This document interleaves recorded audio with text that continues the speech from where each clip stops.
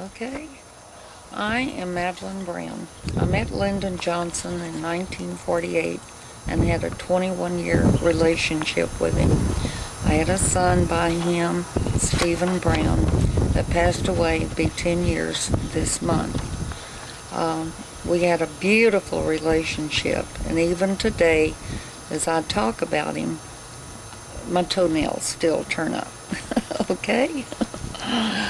Oh, where do you want me to go from here? Well, tell me a little bit about your family history a little bit. Oh, my family? Yeah. I was raised or reared by the most wonderful parents that anyone could have. They were really Orthodox Christians, and they lived totally by the Ten Commandments. They were, I'm sure my father gave away as much as we had in our home.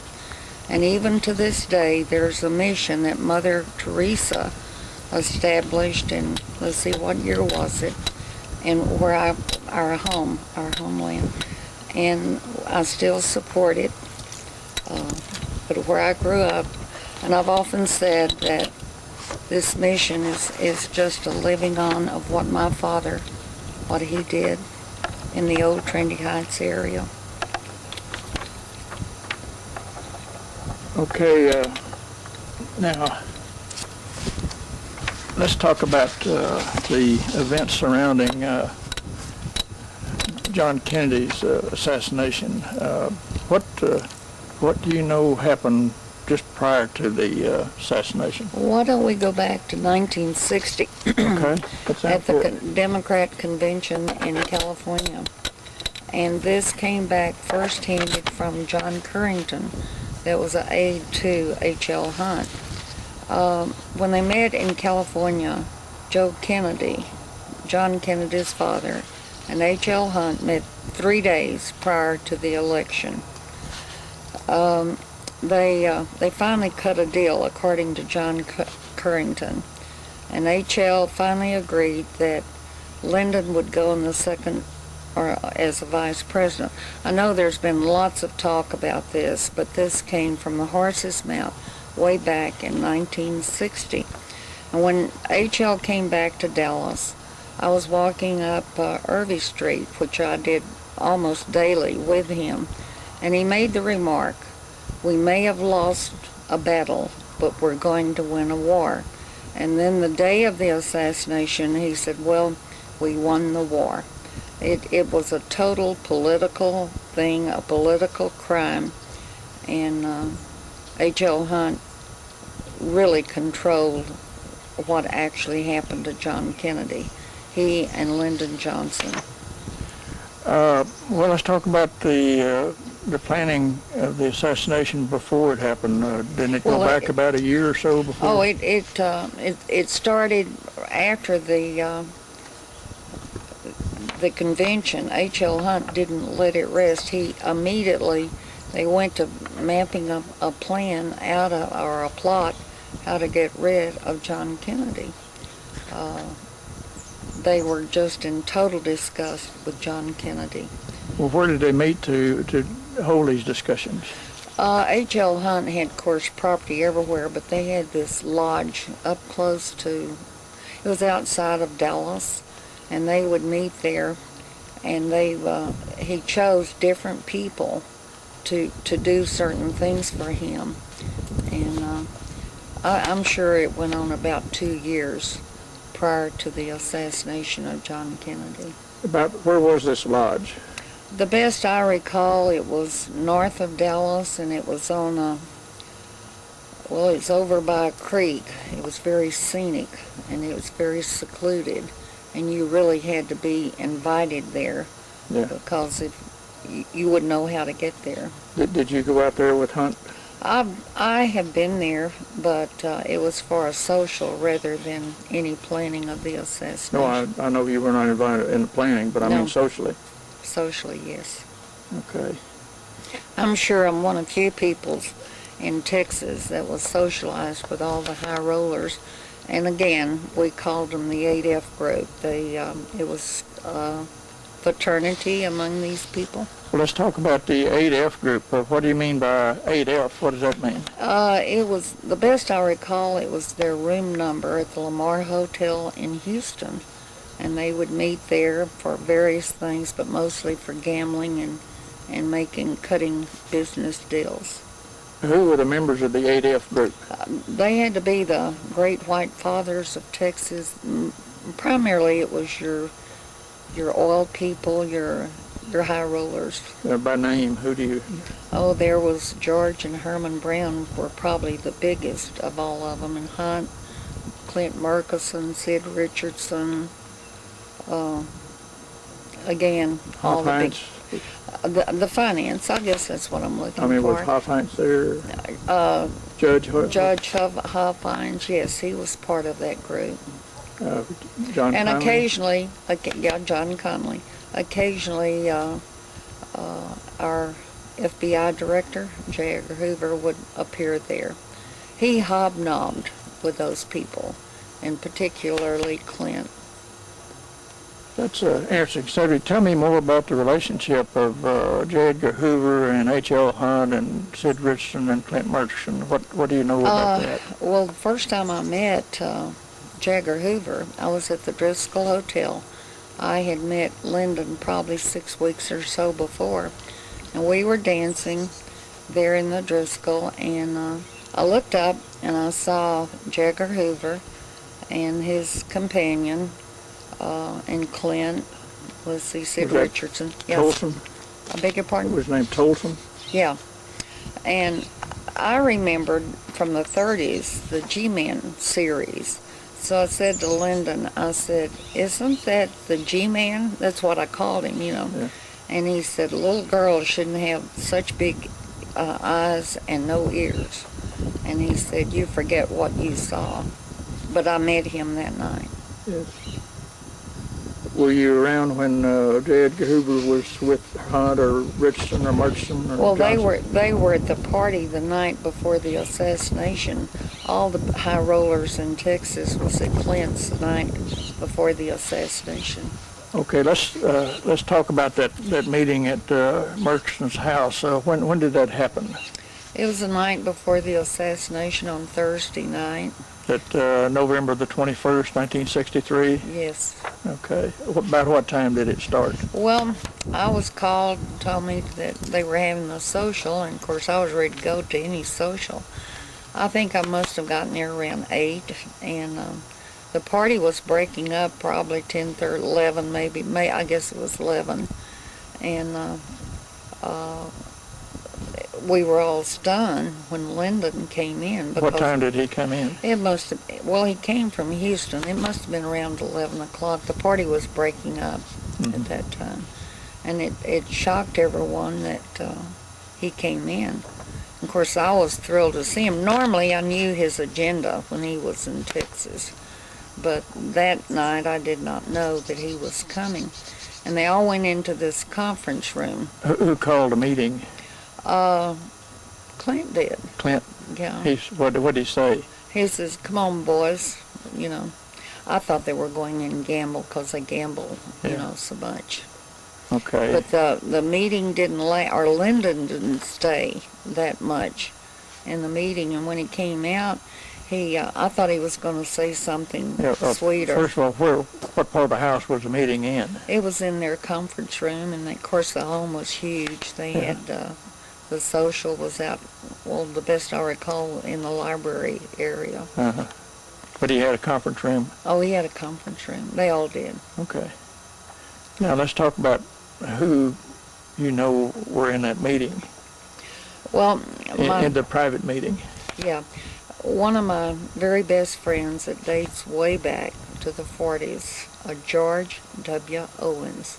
One of the most colorful persons that anyone could know. And to show you how colorful he was, he would hang around Jack Ruby, and Abe Weinstein was right next door.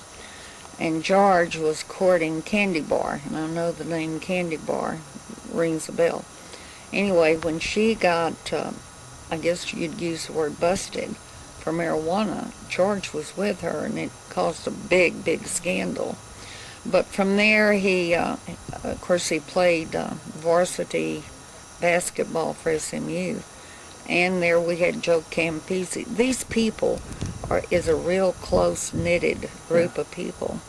So through the years, George identified with Clint Murkison. I don't know how many businesses that he was involved with. And you'd see Clint and Sid. You'd often see George.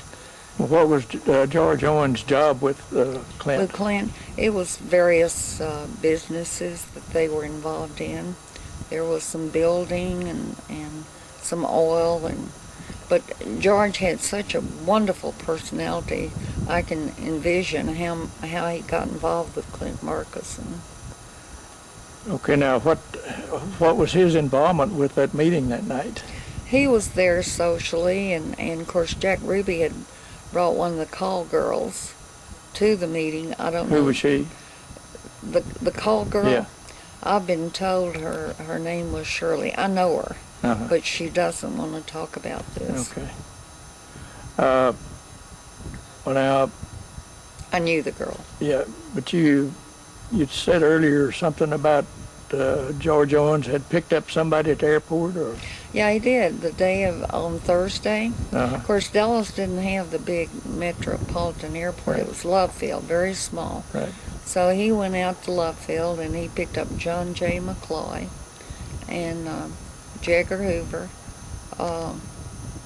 It seems like Pierre Charles Cabell was with that group, the best I remember. Of course, there was a lot of, problems there. Mm-hmm. Who else did George Owens pick up at the airport? Those are the ones that George said that he recalled picking up and taking them to Clint's. Now, who picked up Nixon? Nixon was already in town. Okay. He came in on Tuesday and met with Lyndon that no one knew anything about. Yeah. But Lyndon met Nixon in Dallas on Tuesday. Where'd they meet? I'm not sure exactly where their meeting was, but I do know they met. But Nixon was staying where? He was in one of the local hotels, the Adolphus, the best I recall. Okay.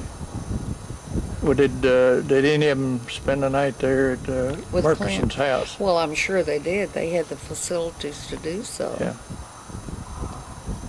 Okay. Well, let's talk about the people that you recall were in that private meeting. Let's go over them one by one. Okay.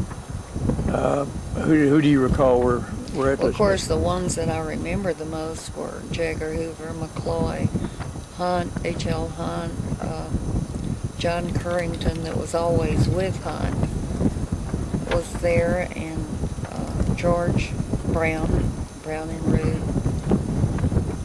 I'd have to look at a list. It's been so long ago. Okay, here's a list. Do you want to go over that list, see if any of them ring a bell to you?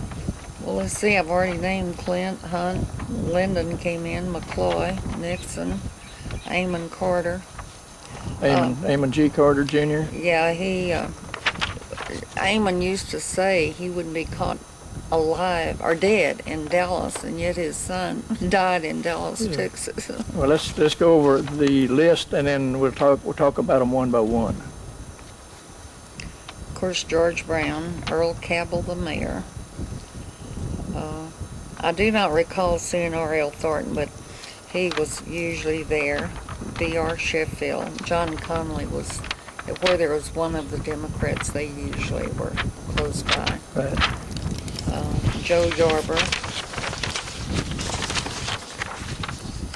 Now, Ralph Yarber was one that I knew better than anyone, but Ralph did not get along with Lyndon. Ralph used to say that was well, I can't use the profanity, right. But that he was bad news. Okay. And W.O. Bankston, he was usually always around. W.O. was a real colorful person, too. Yeah. Well, we'll go into details with him. Okay. Let's go over the list. Jagger Hoover, I have said. Clint Peoples, Bill Decker, the sheriff of it's Dallas County. Cliff Carter was, I'd known Cliff. As a matter of fact, Cliff and Billy Saul were friends. And Billy Saul, Lyndon is one that introduced me to Billy Saul. Yeah. You told me we'd discuss these. Yeah. And Malcolm Wallace.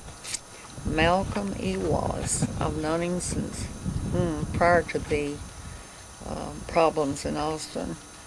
And the Mafia, Carlos Marcello. Marcellus. Yeah, Marcellus, I think. And I always called him Joe Savella. Uh-huh. How do you pronounce it? That's Joe Savello is the way I'd pronounce it. Well, he was the head honcho in Okay. Dallas. Jack Ruby, yeah, he's my old buddy. I've known Jack a long time. And Larry Campbell. Okay. Okay. Now let's go over these one by one and just tell me what you know about them. You mean personally? No. Personally. Clint Murkison, tell me what you know about Clint. Well, Clint I had known, I guess, early since the 48s. And Clint, of course, was a multimillionaire. And how he got his start, and he often talked about it, in Washington, was he married a girl, I'd like to believe her last name was White, out of Tyler, Texas. And the President of the United States at that time would come. There was a connection. I think it was Taft, the best I recall. So Clint's family were old bankers, old money. And with his connection in Tyler, he met J. Edgar Hoover through these connections, and they became lifelong friends. This is off color, but because knowing Sid Richardson, the other oil man from Athens, Texas, never did marry, and what was the name, Russell, from one of the senators from Georgia, what was his name, Russell, they were all bachelors or single men, and I thought they may have had a little J. Edgar Hoover. I think they hanky-pankied around. So you think there was maybe a men's party that went on from time to time? Oh yeah, they would go to Matagorda off of Bay City and Matagorda? Yeah, they had an island down there, and they'd meet down there and stay, days. So just all men? Yep. Having fun? Having fun. What about? Well, let's go on down the list. H.L. Hunt. Oh, I really love that old guy. I go up and down Northwest Highway, and of course he's buried there in Sparkman Hillcrest. But when I met H.L., he parked at the same parking lot that I did off of Irving. We'd walk up the street, and the first real recollection was, of course, the oil men would wear diamond stick pins and their big Stetsons, and they'd drink coffee in this coffee shop. And so it was at Christmas time. The old man come hobbling in, and I said to these very rich people, I said, why don't y'all take up a collection? That old man, it's Christmas, let's have the Christmas spirit. Buy him some clothes. He would wear patches on his arms, And they hoorah'd. They said, don't you know who he is? And I said, well, looks like he needs some help, And then they told me he's the richest man in the world.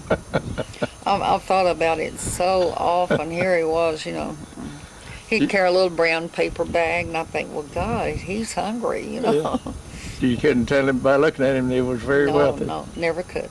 Never could. I understood he drove an old car. He did. By himself. He drove it. He did his own chauffeuring. Mm-hmm. Yeah, we parked, of course, at the same parking lot, and I always had a new car and expenses, so I would tip heavily, and the attendants have my car out front, And one day he said, I don't understand it. They never wait on me, and I said, H.L., don't you ever tip them a little bit? Well, no, and I said, I do. That was the secret to it. Yeah. I understand that sometime before the assassination that H.L. had some flyers or something about. Can you tell me about that? It wasn't. Oh, I'm sure everyone has seen this wanted for treason. This John Kennedy flyer. And I got out of my car, and he says, "Come here, I want to give you something." I still have it, you know. Yeah. I should have had him autograph it. And I looked down, and I said, "Oh, HL." I was so naive, you know. I said, "You'll get in trouble. You can't do the President of the United States that way." And he said to me, "Well, the hell I can." He says, "I'm the richest man in the world." And he says, "I'm having these passed out in Dallas," and which he did. Downtown Dallas was plastered with those, I'd call them a circular. Yeah. I folded mine up and put it in my purse, and You still got it? yes, I still have Good. it. If he'd have autographed it, it'd be worth some money. All right, let's talk about Lyndon Johnson. Let's just go into some details about when did you meet Lyndon, and how did you meet him? And at the Adolphus Hotel in it was the fall of '48. He had been involved in this Box 13 scandal, and which was fraud. And they were having a dinner for appreciation of Lyndon, the Democrats, and I was invited. And I was invited because here I was, a real young girl, and every time we had a client that had any advertising dollars, we put them on KTBC Austin, whether they needed it or whether they didn't. A certain amount of the budget would go to KTBC. That was just understood. It was understood, and I was told don't ask questions. So early on, I knew there were a lot of political things. So Jess Kellum, who I think at the end later on he really betrayed me, called me and he said, "Put your dancing shoes on. We're going to have a party over at the Adolphus." Well, here I was all excited, and that's when I met Lyndon the first time. You know, I always like to tell back in 1936 when President Roosevelt came to Texas to open the Centennial, and my first boss, Fred Florence, and Jesse Jones from Houston was the ones that extended the invitation to Roosevelt. So here I was, just a young child, and my father was very politically minded, so he said, he helped me up on his shoulders so I could see the President of the United States. And as I looked across, there was this handsome guy, and he had this NYA poster, you know, and I was real excited. And I said, "Who is he?" I began to kind of grow up, and so my father identified him. He knew him, I guess, from the newspapers. So then when I met Lyndon at the Adolphus Hotel in '48, I could still feel the bells and things. It really excited me. And so when he asked me to dance that night, it was like electricity in my body, and it never ever ceased. Every time I would see him, I would have these physical feelings about him. Very strong attraction. There was some kind of a charisma between the two of us, and I can talk about it. Yesterday, when we were in downtown Austin, I passed the dress school and I passed the church. I used to, of course, I'm Catholic, and I do believe in confessions, and I'd say, "I'm not going to do this anymore." And I'd go right back and do it over and over. It was 21 years that I had the relationship with him. I understand that you gave birth to one of Lyndon's children. I sure did. My son was born December the 27th of 1950. He was as much like his father as anyone could be. And the thing really, of course, I would like to sear some of my conscience. We were Lyndon's second family, but I never had the privilege of being, of course, the first lady or anything. But he did take care of his responsibilities. How did he do that? This attorney, Jerome Ragsdale and Jess Kellum, it was through the attorney, Jerome Ragsdale, that Lyndon had it set up that we would be taken care of. Would he give you charge cards or Well, how did they do the it? thing that I could go get anything I wanted. Charge accounts? Yeah, that primarily Neiman Marcus in Dallas.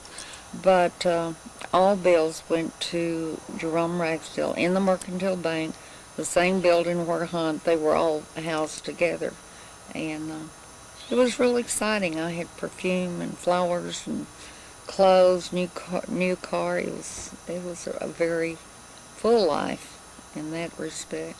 Did you pay for your home and They bought me a home. all your living expenses? All my living expenses and anything. I was told repeatedly, if you need anything, all you have to do is call Jerome Ragsdale. But the way I was reared, I was very thrifty and economical. I never took advantage of it. If I had my time to go over, I would. Yeah. But not now. Okay. Tell me more about, what was your son's name? Stephen Mark Brown. I named him because of a saint. I asked Jess Kellum, I said, does Lyndon want to have anything in naming, or a part in naming our child? And he didn't. He was cold in one way, but he was warm in another. But during those years, if anything like this, particularly after the Box 13 scandal, it would have destroyed Lyndon Johnson. And I cared for him, and I still have warm feelings for him, that I didn't want to destroy him. Yeah. What happened to Stephen? I know it's hard for you to talk about, but let's discuss it a little bit.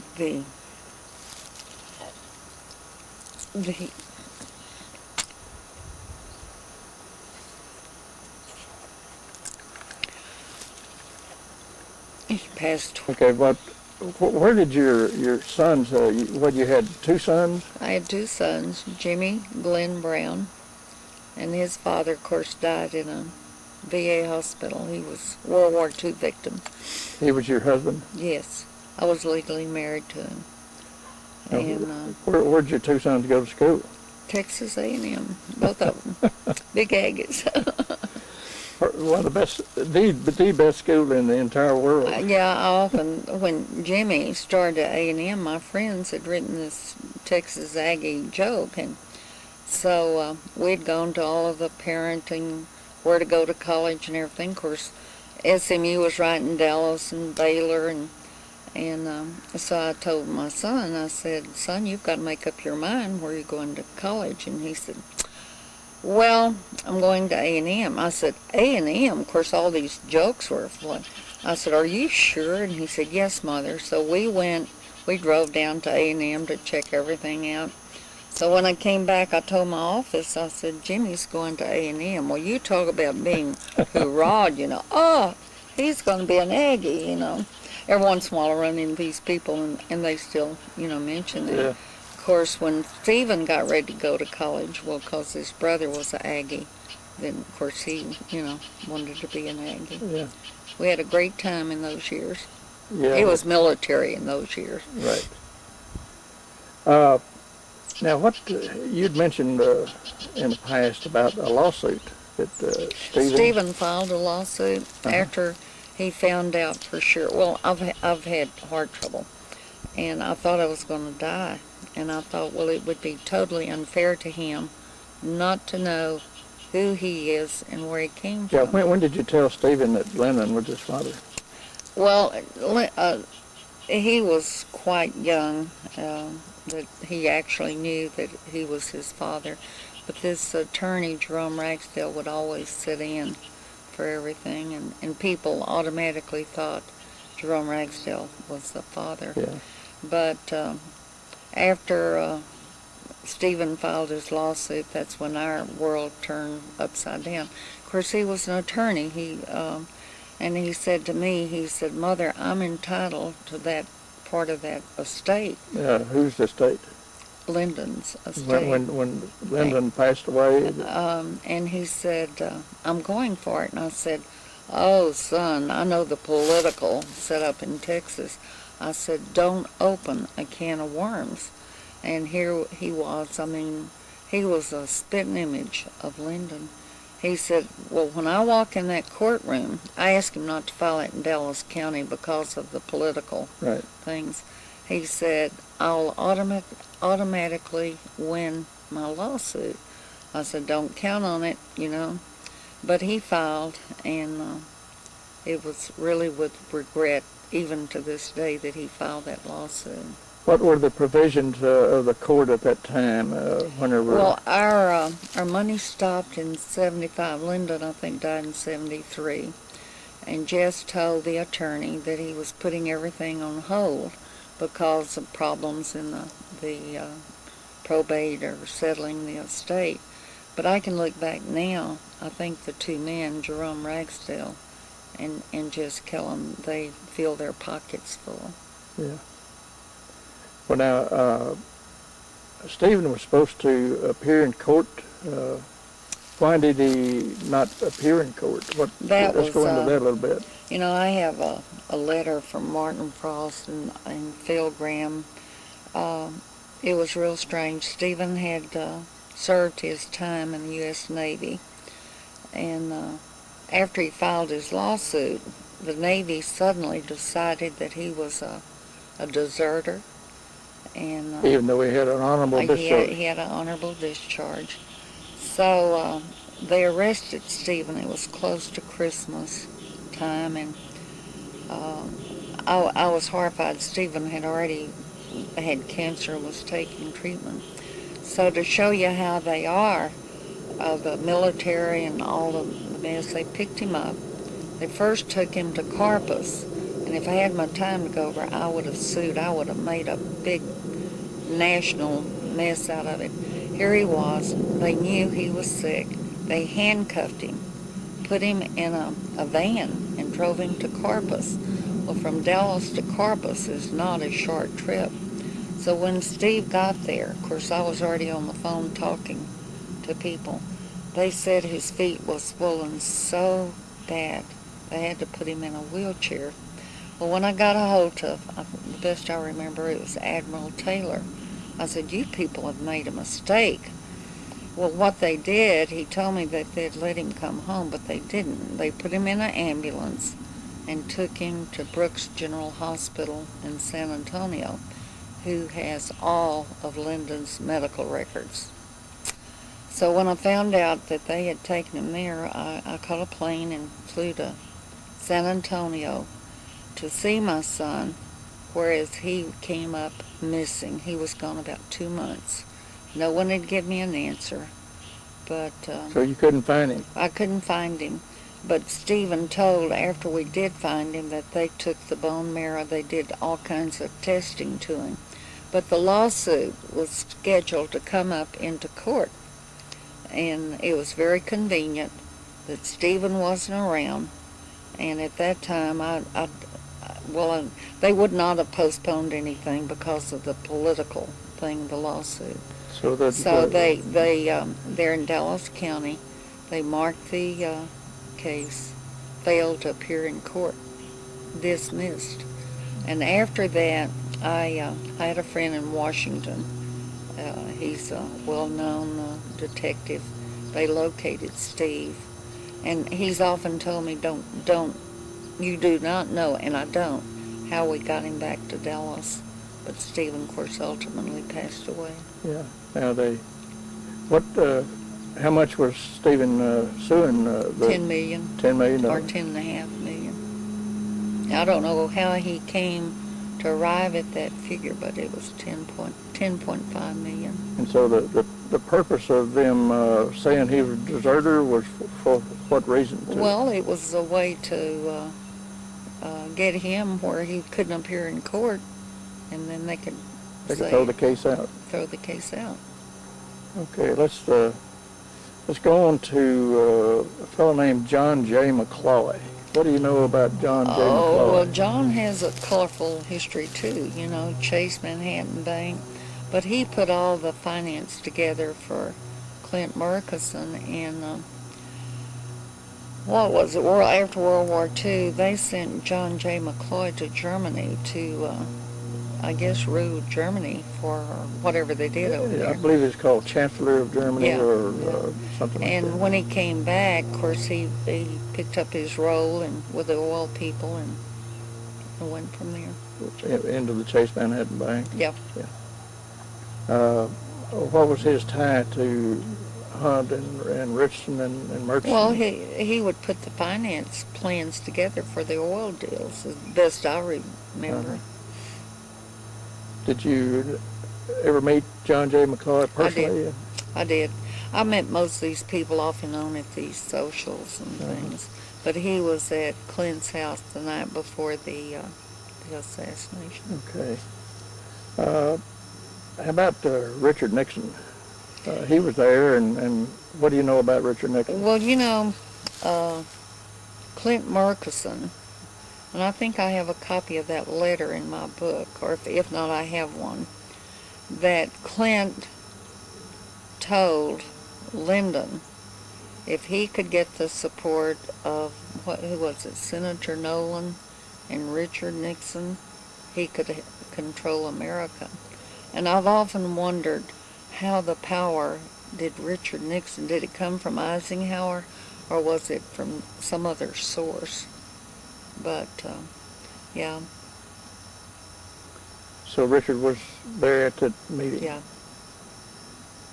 There are a lot of people says he wasn't, but you personally saw him there. Oh, he was in Dallas. Oh, sure he was. Okay.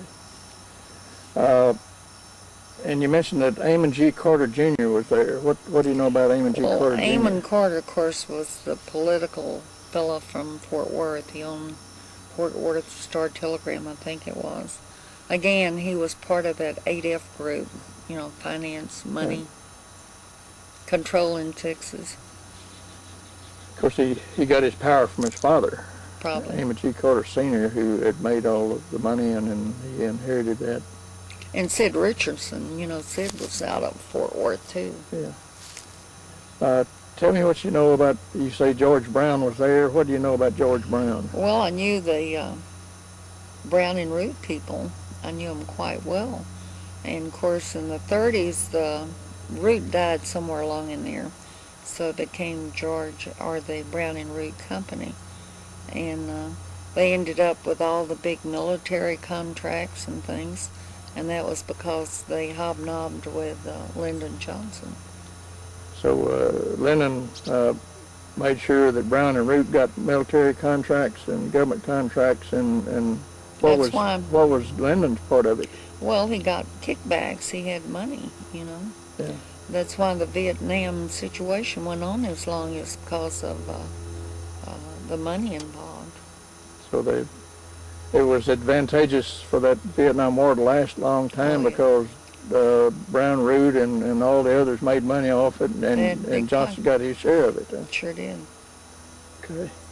You know, we were talking about Stephen, and I've waited and waited until the time that I'd rather not say on camera who it is, but there was another love child. It was a girl, and but she was, well, I understand she makes about $500,000 a year. Well, you're talking about Jack Valenti's daughter then? Linda Courtney. Linda Courtney Valenti. Her mother was Mary Margaret. Who was her mother? Mary Margaret. What was her job? She worked in Lyndon's office as a secretary. Okay. She has bitterly denied the story. What was the girl out of San Antonio? Has written a book on Lady Bird, unofficial biography. And, of course, she had heard the story and she came to me. Of course, I get calls all the time, you know. And I said, yes, I know about it, but I cannot prove it. I just know that it happened. So, anyway, she put it in her book, but the publisher had it pulled. Yeah. I'd have let it run if it'd been me. They'd have sold 1 million copies. Yeah. Now, in the past, you told me a story about, I forget who it was, but Stephen walked into the room and whoever it was said something about Stephen and how he looked so much? Oh, Lyndon's sister, Rebecca. Okay. We were at the Adolphus Hotel. The Democrats were meeting, and she was with, well, golly, I can't think of her name, Pearl Mesa from Washington. Right. So when Stephen walked in, of course he was a little fella, and they said, "Oh my God, that kid looks enough like Lyndon to be his son." And boy, did I ever get Stephen out of that office. Yes, I did. Yeah, I did. But back to George Brown. Herman Brown had passed away before this meeting. Yeah, he died before and Herman never did like Lyndon. Okay. But George was so deep into it that he couldn't. He was financially tied to him. Yeah. Okay. You know, there's a lot of interesting parts to this. Like Sid Richardson died 10 years before Clint. Yeah. And Lyndon died 10 years before George Brown. There's a lot of little real interesting things in it. Earl Cabell. Who was Earl Cabell? Earl Cabell? Cabell was an old Dallas family. And his brother was Pierre Charles Cabell. And he was in the CIA, deputy director, I think it was. And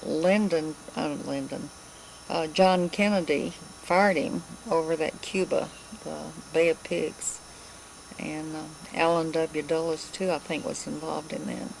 So they fired Cabell, and that was a real raw spot with Earl Cabell, who at that time was mayor of Dallas and later went on to be congressman. But there was some real bad blood there, completely. Okay. But Earl... You know, his brother, a lot of these people have met sudden death. And Pierre Charles Cabell, I think it was Walter Reed Hospital, he went in feeling good, had a checkup, and when he came out, he was dead. Like Cliff Carter, meeting with Billy Saul, my life is in danger, they pull him out of a cheap hotel. You know, all of these things I don't think are coincident. Yeah. Oriel Thornton. Who was Oriel Thornton? He was a colorful guy. He was a banker, Mercantile Bank in Dallas, and he was one of H.L. Hunt's kingpins, you might say. He made, politically, he was, involved. But again, all of Washington, I know on my first job I bounced into Fred Florence, who was the president of Republic, and Harry Truman was in there. But at that time I was so young, it did not impress me to meet the Vice President of the United States. It wasn't that important to me. But they, for some reason, they all hobnobbed with each other. What was Oriel Thornton's political involvement in Dallas? He was a big Democrat, Uh-huh. and he and Lyndon were very close. Was he mayor at one time? He was mayor. Okay, before Cabell? Yeah, he was mayor before. And you said that Oriel Sheffield was there. Who was Oriel Sheffield? I really didn't know Sheffield other than I would meet him, from a social standpoint. I really didn't know him like I did the others. But he was there at the meeting? Yes. Okay. See, they had, let's see, Louis Oyster Bar. Let's see, it was Pacific, and these streets come together, and it was kind of like a hole in the wall, and you'd see all these great white fathers going into Louis Oyster Bar. It was kind of off limits to the females, but they would meet there and, do their thing. Okay. Yeah. Okay. But we'd see them do these things. It was, different. It was totally different. You just were not supposed to talk about it. That's right. Okay. Another person that you say was at the meeting is a fellow named John Conley. Oh, John Conley. What do you know about John Conley? Well, John Conley and my in-laws were related. And I remember seeing John when I was quite young. He would come to family reunions, and I would see John Conley. And there was always a rival between John and Lyndon. I do not know what really happened in the political field, but John Connally, I know the Democrats went to grooming him to be president, and he tripped up. He crossed someone, and then when John Connally went in, Democrats for Nixon, there was a big breach at that time. And Lyndon made the remark he should have kept a closer eye on John Connally. In '63, what was Connally's job? He was governor of Texas. Okay. I had to stop and think. Yeah. He was a good-looking guy, you know. Yeah, very personable fellow. Another person that was at this secret private meeting was a fellow named Joe Yarbrough. Was he kin to Ralph? I do not know that connection per se, but Ralph Yarbrough, I know, hated Lyndon Johnson. You know, he refused to ride in the motorcade with him. Yeah. And Ralph, even up, I don't think it's been too long ago that he passed away here in Texas. Yes. But he never changed his opinion of Lyndon Johnson. Yeah. He. But do you know any details about Joe Yarbrough? Not really. Not. Okay. But you know he was there. It was like Sheffield. I had seen them, but you know, I didn't really know basically. Was he one from El Paso? Joe Sheffield. Yeah, No, Joe Yarbrough. Yeah, from El Paso. Okay. Another prominent person that was there that you mentioned earlier was W.O. Bankston. What do you know about W.O.? I know W.O. real well. W.O. was colorful. He ended up, of course, one of the big automobile dealers. But he and Bill Decker, the sheriff of Dallas, who was also very colorful, they hobnobbed together. They were sort of the in mafia. Both men, W.O. and I'm not sure about Decker, but I do know that Decker, the police department had called Decker and say they were going to raid certain places, and Bill Decker he owned the casino things, the one-armed bandits, and Bill had called who it was, said, get those machines out of sight, the police are going to raid us, you know. But this is what went on in those years. Yeah. If they paid their dues, then nothing happened. I understand W.O. was, earlier years during that time, was the automobile dealer in Dallas? Yes, big one. And it's still going. Yeah. He loved to gamble. He also loved the underworld. Yeah. And he would help anyone, you know. I've heard rumors that W.O. had provided the sheriff with a new car every year. They did that. Yeah. W.O. also gave Lyndon Johnson cars. He used to mouth around, and Lyndon would want something. He'd say, well, that SOB, and they'd talk like that, you know. He's wanting another handout. In 1960, I was doing the buying for the Political Time. Yeah. So Bob Bobbitt, who's now deceased, but was Rebecca Johnson's husband, he called me, and he said they were having a political rally in Wynwood.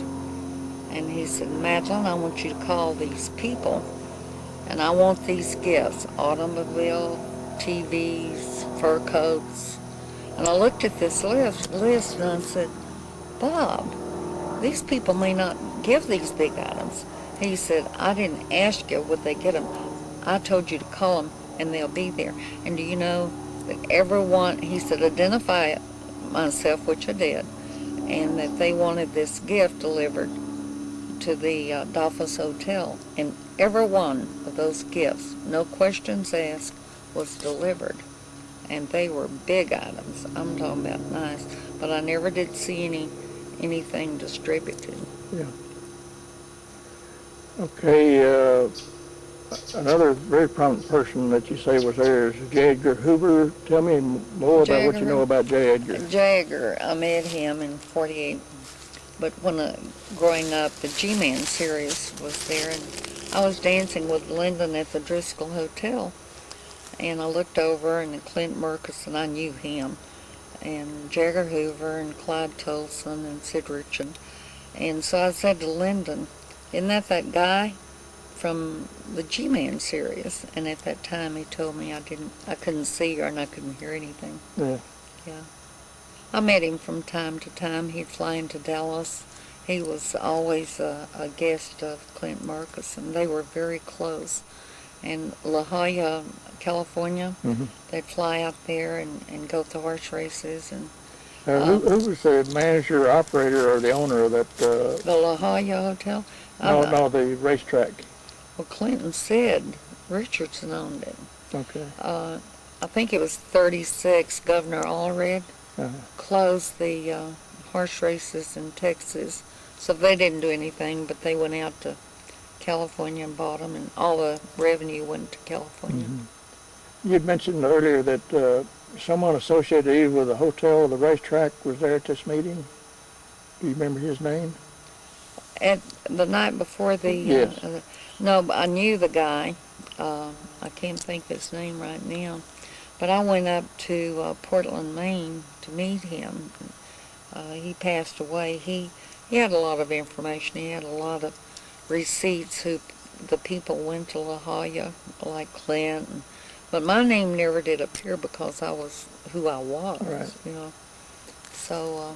But what was his involvement with the hotel or the racetrack, or what? Well, he was one of the key people that he managed the hotel and the racetrack. Why can't I think of his name? But anyway, I went with an FBI guy to Portland, Maine. They wanted to know if he would recognize me. Yeah. And the minute he saw me, of course he knew me. Right. I had a good time. Now, another person you mentioned earlier that was there is named Clint Peoples. Clint Peoples was a U.S. Marshal. He was also a Texas Ranger. And I'm really gun-shy talking about all of this because Clint Peoples was really killed. Clint was going on a camera to verify the things that I said, and my friend Billy Saul Estes. And anyway, I called Clint. It was on a Friday. I'll distinctively remember that. Yeah. And I said, Clint, I understand you're going on a recorder for Billy Saul and me. They were going to do it as the ending of a movie, you know. And I said, I had a sick sister and I couldn't make arrangements to go. And I said, I'll tell you what I'll do, Clint. I'll come next Friday and I'll even buy lunch, and then you can be a kept man. I really like Clint, you know. Well, on Tuesday, following my conversation, Clint was run off the road in Waco, Texas, and ultimately died, passed away from his injuries. And it was interesting yesterday when I talked to Jay Harrison that has long researched this, and he said Ms. Peoples will not talk to anyone. I said, I beg your pardon. The day she was so totally upset. I did not go to the service, but I did talk to her. And I said, Clint lived long enough to tell that he had been run off the road, and she thinks he was murdered. Yeah. And that was to keep him from going on a camera to verify anything. Okay. You mentioned earlier that Bill Decker was at this meeting. What was his connection? Who was he? Bill Decker was the sheriff of Dallas, and it was real funny. You used to go anywhere in Dallas, and everything was wide open. And if you wanted, we often would go and listen to court cases because there wasn't any entertainment. And Bill Decker, being the sheriff of Dallas, you'd go in his office was open, and everything was free. Now, you mentioned earlier that Cliff Carter was at this private meeting at Murchison's house. Cliff was head of the organized crime in Washington, and had been a friend of Lyndon Johnson's for years and years. And Lyndon and Billy Saul Estes was friends, and that's how Billy Saul got involved with Lyndon, was through Cliff Carter. Okay. See, when Cliff he called Billy Saul and he told him that he feared his life. His life was in danger. And again, after he met with Billy Saul, they pulled him out of a cheap hotel at 3 and 4 o'clock. But they said he died of natural causes. Yeah. What was Cliff Carter's association with Lyndon Johnson? Well, Cleve, when I met him, he was a 7-Up or Coke bottler, Bryan, close to College Station. So it was the mafia connection somewhere. Okay. See, a lot of people do not understand how the mafia or the organized crime, whatever you want to call it, is involved in our government. It's a silent government, you know. Yeah. Now let's talk about Malcolm Mac Wallace. What do you know about Mac Wallace? Malcolm, bless his heart. In 1950, Lyndon's sister was going with John Kinzer. What was her name? Josepha. Okay. And she was a disgrace to the Johnson family. Why was she a disgrace? Because she was an alcoholic. They'd put her in sanitariums and dry her out, and she'd go back. So anyway, Malcolm Wallace, I think it was a love triangle, best I can determine. So one day, old Malcolm goes in, shoots John Kinzer, the golf pro. Is that Doug Kinzer, John Douglas Kinzer. Okay. Okay. Here is a guy that killed in cold blood murder. He went to trial, he pleaded guilty, and he gets a 5-year probated sentence in Texas. Did he ever go to jail? I didn't think he ever spent any time in jail, but someone said they did arrest him, but he wasn't in there long. And why did he get off such light sentence? Well, we had his name being Wallace. Now this is my theory, okay? And Jim Ferguson, who had been impeached as the governor of Texas, wife was Amanda, wasn't it? Wallace. So the Wallace name probably. And of course, Amanda loved Lyndon Johnson. Years ago, if you had a political end, you could get by with anything. So the laws didn't apply to these people? They made their own rules. They lived by them. Right. And they died by them, I guess. Yeah. So Mac Wallace was at this private meeting at Murchison's house. What was his tie to Cliff Carter and Johnson? Malcolm Wallace was Lyndon Johnson's hatchet man. I mean, there were, I think, about 18, 19 murders that... So he was Johnson's shooter? Yeah. And I used to shoot a lot of skeet and trap. Love it. I love a gun today. And I was out at the Dallas Gun Club. And it was a day or two before the assassination. And who was out there but Malcolm Wallace? And this guy was so great.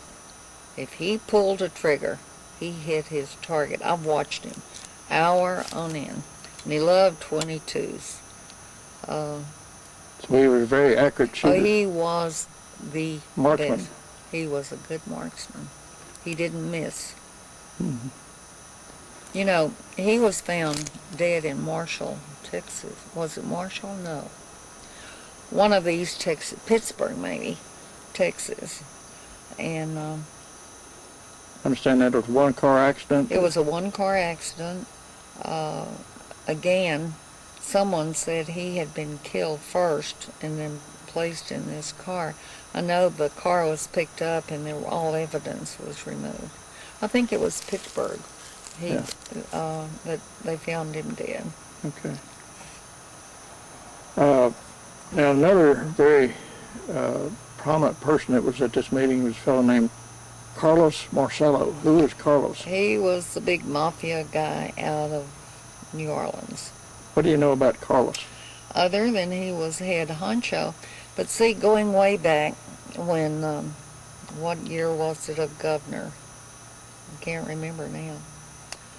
But Carlos, if they would pay their dues, they could operate okay? Right. And even the Texas Rangers, because of the organized crime, allowed the mafia to come into Texas. Not many people know that. So that, but as long as they paid their price. When they paid the price, they could operate. Right. Coke Stevenson was the governor. Uh-huh. And anyway, they all political. Were you ever present when Carlos Marcellos met with anyone, Johnson or anyone? He was at that party the night before the assassination. Okay, but were you ever present at, for example, a carousel when Marcellos... Did I ever see... those people would come into those places, and I didn't pay a lot of attention. I know that before a lot of this hit the newspaper, we were playing poker at the Carousel Club, and Jack Ruby came over, and he said, "You know what this is?" And I looked up. I said, "No, what is it?" Had this motorcade route, and I said, "Yeah, Jack, I know that you run with the Great White Fathers of Dallas. I knew this. I mean, these are things we just flat knew by association." Right. And but it stung me that he would be this involved with knowing where the President of the United States. At that time in my life, I thought they were untouchable, you right. know, the President. So then, of course, the information came out that, you know, about the assassination. Yeah. But they published the final route of the motorcade, and Jess Kellum from Austin named Jack Peterball. Jack Peterball, see, there were a lot of agricultural people involved with this assassination. Right. And that's primarily because Lyndon was under the gun over some of this stuff. Mm-hmm. Had the assassination not happened the day that it did, and Lyndon Johnson would have probably gone to prison, they would have gotten rid of him. He was so involved with some of this. Okay, another person you said that was this meeting was a fellow named Joe Savello. Who was Joe? He was the head honcho of the mafia in Texas.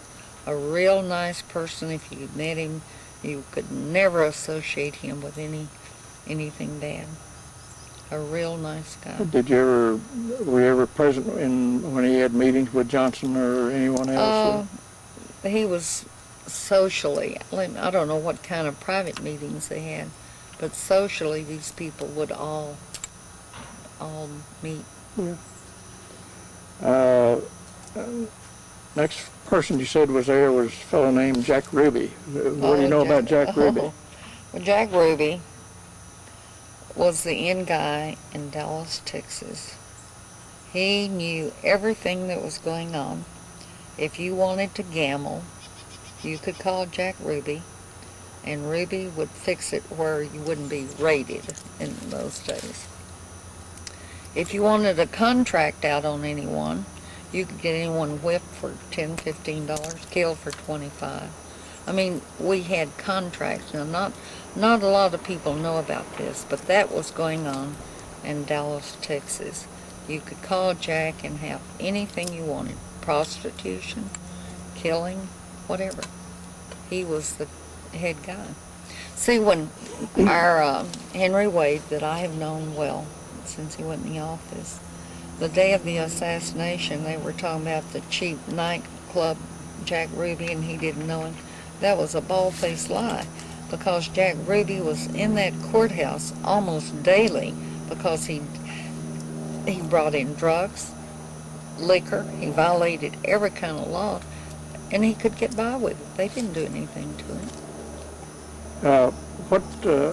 You mentioned nightclub. What?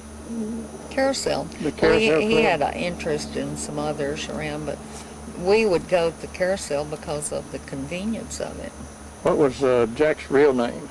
Oh, Rubenstein or something, I don't know. Uh-huh. I never did understand that after Jack killed Lee Harvey Oswald, and we wanted to go see him, and they wouldn't let us. They wouldn't let us see Jack Ruby. Yeah. What about, you mentioned a fellow named Larry Campbell. Who was he Larry the black Campbell? guy? The black guy that, was it Hoffa's? Jimmy Hoffa's. Jimmy Hoffa's friend. You know his association with Jimmy Hoffa? Other than they just interwoven.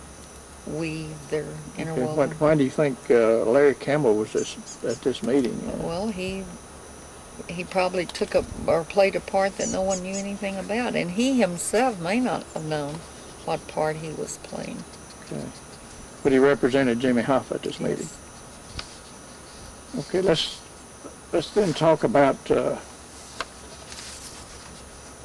people that were at the meeting or at the social event but did not go into the meeting. Who do you remember was in Well, I attendance? remember Val M., the society editor of the Dallas Times-Herald, and that she had written an article about this, and Val M., of course, is presently married to someone that worked or was with the Warren Commission. You can't get her to talk now, but she used to talk very freely. Who else was there that you can remember? I knew Shirley Pauling, knew Val M., I knew Gordon McLendon. Dick Knatzer and Don Newberry were salespeople for Cliff, and I know them very well. I'd like to talk to Helen Thomas because at that time I think she worked for the Dallas Morning News, and she made an affidavit about this party. I would like to talk to her.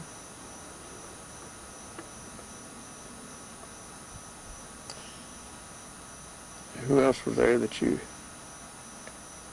I was talking about Cactus Pryor yesterday at KTBC. Cactus was a great entertainer. They often use Cactus to make a party. Okay, so Cactus worked for KTBC at the time? He was one of Lyndon's people, and I'm sure still is. Yeah. What about Neil Spells? I didn't know them that well. But you saw Neil there?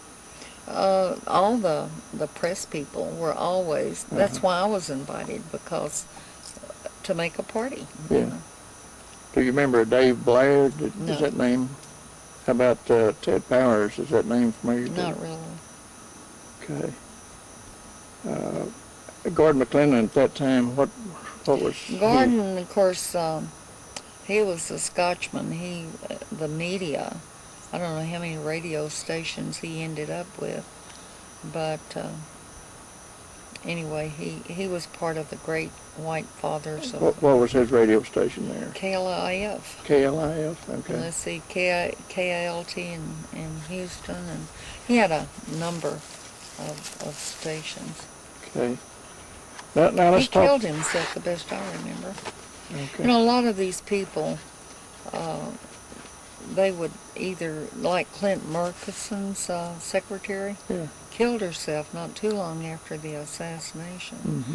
And I've often wondered, were they involved or because of the fear or, Maybe guilt or fear. Or probably fear in most cases. Yeah. Let's talk about the next day in Dallas. Where were you at the time of the assassination? I'd packed my car to go to Austin for the big fundraiser, and they were having a meeting of the Democrats down the old Red Courthouse, and they were fussing. Some of them were highly disenchanted about John Kennedy coming to Texas. And so here they were wrangling, which was very common. So I was lighthearted, and I said, "Hey guys, I'm going on to Austin. I'll see you guys in Austin tonight." And I blew him a kiss. I walked out of the Red Courthouse, and we didn't have all the parking problem. I get in my automobile. You could hear the parade, the noise from the parade. I drove across the Houston Street Viaduct in order to hit the highway to go to Austin. And impulsively, I said, I won't have time to have my hair fixed in Austin, so I'll go by, let's see, was it Fair Teich's, the beauty salon, and get my hair freshened so I could go on to Austin. And again, it's about maybe 10 minutes or less trip from the Red Courthouse. And as I walked in the door, they were already on the television that he had been shot. So I asked if I could use the phone. I knew if anyone knew anything it would be just Kellum in Austin because they carried all three networks. So I called Jess and I said, what is going on? First I called Lou Sterrett at downtown and I said, my God, what has happened, Lou? And here are people that should have been out at the Trademark for the luncheon, but they were still downtown. And he said, well, they just shot that SOB. And maybe Lyndon. Well, when Lou told me it was Lyndon, of course it was very upsetting. And I didn't live all that far from the where I had my hair fixed. Jess from my house. I said, Jess, what is going on? And he told me at that time. He even said that he was sure he had passed away. Or was. You thought he was talking about Johnson? Yeah, both. Well, yeah, but I had already verified that it was not Lyndon. Okay. It was John Conley. And Kennedy. Yeah. Let's go back to the night before. When Johnson came out of the meeting, what did he say to you? He was so angry. He had a violent temper when he was upset. Well, let's use the exact words that he said to you. What did he say to you? He grabbed me by the arm and he had this deep voice. And he said, after tomorrow, those SOBs will never embarrass me again. That's no threat. That's a promise. And it startled me, really, you know, because he was so ruddy-faced. And I thought, oh, well, he really, something went on that shouldn't have gone on, you know. But he called me from the Texas hotel the next morning as I was going downtown. Right. And hear this screaming voice of his. He was so irate. And he didn't give me time to talk to him. You know, he just he was still angry. And when I talked to Jess Kellum right after that, I said, wow, he's on a real violent binge, you know. And then I passed it off. I said, well, after tonight at the Driscoll, he'll be all right. Yeah. And, of course, I didn't see him again until... What were the words he said to you over the phone? That they would never embarrass him again. That SOB, the Irish Mafia, I think. He referred to him as the Irish Mafia very often. But he said they would never embarrass him again? I'd never embarrass him again. There was no threat.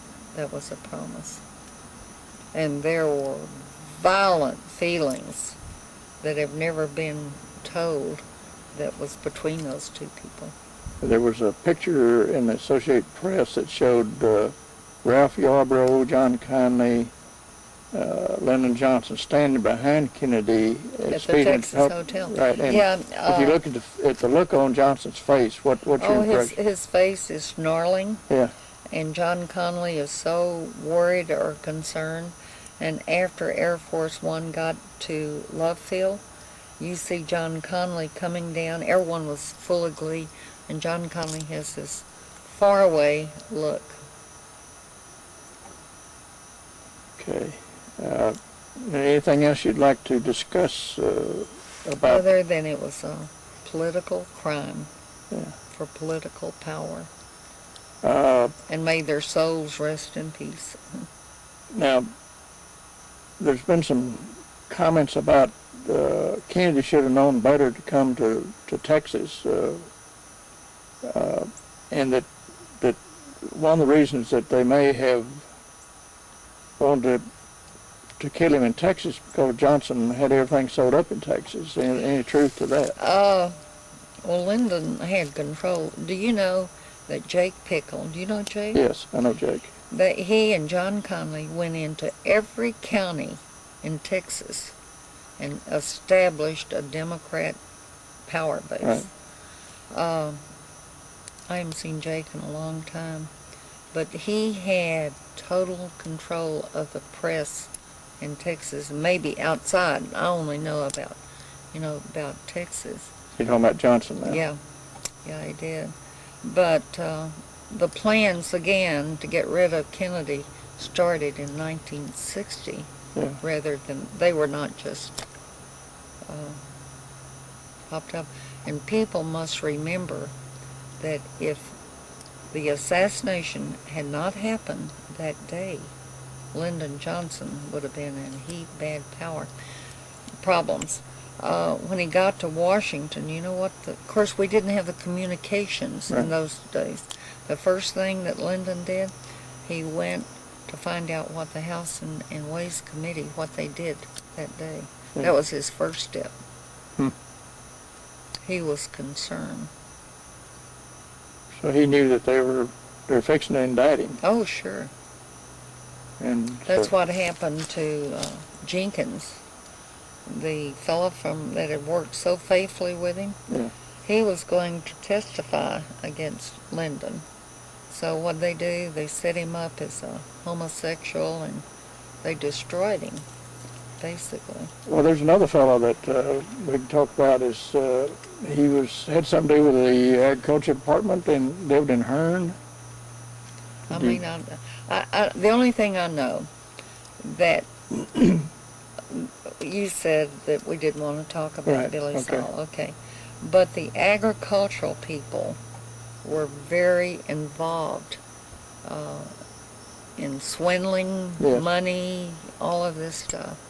And was it Jack Peterball? Did he live in Hearn?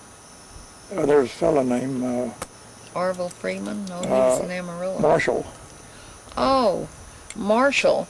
But Marshall, yeah, he was the guy that supposed to have shot himself 5 times in the front. Yeah. Henry Marshall. Henry Marshall. Yeah, Henry. Yeah, I knew Henry. He was going to testify too, and they said he killed himself, but I've never understood how he could take a .22 and shoot 5 bullets into his stomach. A bolt-action .22 rifle. His bolt-action. Yeah, I knew Henry. Yeah. I forgot about that. He wasn't from Hearn, was he? Yeah, he was from Hearn. Really? Yeah. Franklin? Is it Franklin? Franklin's near Hearn. Well, they found him dead on the ranch. Yeah. But he was agricultural. Right. There were 3 or 4 of those guys that were involved in it. The word is that he was going to testify about the kickbacks to Johnson from the agriculture program. Mm-hmm. Mm-hmm. And so they needed to get rid of him. That's what happened in those years. If anyone turned against anyone, they came up missing. Missing. They're upstairs. Somehow they were dead one way or another. Yeah. Okay. Oh, well, one thing we need to cover is your nanny for your 2 sons. Let's go over that. Well, here's the lady that worked for me 10 years. What was her name? God, Gail, my mind is so cluttered. Yeah. Dale. Dale. Yeah, Dale. Okay. Anyway, we were at the Minger Hotel, and of course, they would arrange for me to be close to Lyndon, you know. And anyway, we were getting the luggage and everything. She came out, and Lyndon sees me in the hall, and he grabs me, and he hugs me and loves me. Of course, I was excited. But Dale went back into the room immediately, almost. She saw you and Johnson in the hall? Yeah, she did. And he told me that night, tell her goodbye. And I said, well, for why? Of course, I didn't realize the importance or what it would destroy him. And he said, I didn't want anyone to see us. And I said, it was an accident. And he said, we don't have accidents. So after we came back to Dallas, Dale called me at work, and she said she had some business. Well, I live close to my parents, and I said, well, take the boys and take them to Mother. Mother always had help. So I really didn't think a lot of it, but Dale disappeared. We never heard from her. And even today, after all these years, I still try to find out what happened to Dale. So I was talking with some of the inn people, and I said, it still grieves me about Dale. And it was so blasé, and they said, well, don't you know what happened to her? I said, no. They said Mac Wallace took care of her. And then it hit me. I thought, well, why hadn't I figured it out? Yeah. So Mac was Johnson's hitman. He was the hitman. I can't think of the attorney that really told me that, but... But we have a situation where absolute innocent person just sees you and Johnson in the hall, and that causes her death. That's right. And Johnson didn't think anything at all about having her killed. He had no qualm about death. Just whatever it took to do a job. And I guess maybe a statement is that the end always justifies the mean. That's right. That's just the way he thought about it. Didn't matter what it took to get there, as long as you got to your goal. That's right. And he did it. Well, Madeleine, thank you, and I really appreciate it, and we're going to get the truth out, and it just, the public owes you a great debt of thanks for coming forward with the truth. And I probably never would have opened my mouth, but I was so hurt about my son. I said, they can't take anything from me anymore. Yeah. And people need to know. That's right. Well,